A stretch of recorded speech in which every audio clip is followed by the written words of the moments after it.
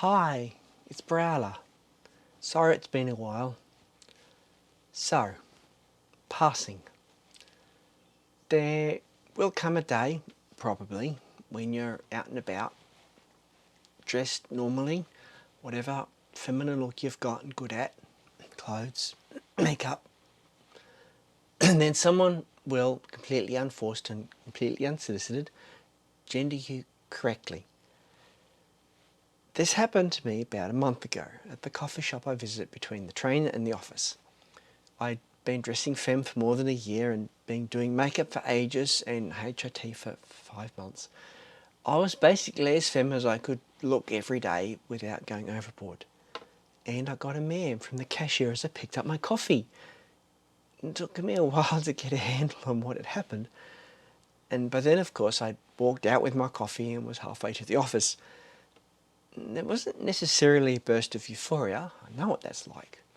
It happens when a barista spells my name correctly. It happens when I put my hair on of a morning. But this was different. For a little while I thought this was an absence of the small stab of sadness when I get, "Sir." That would be something I'd gotten so used to I'd no longer noticed it until it was missing. Now, it's one thing to be named and gendered correctly because you've asked someone to.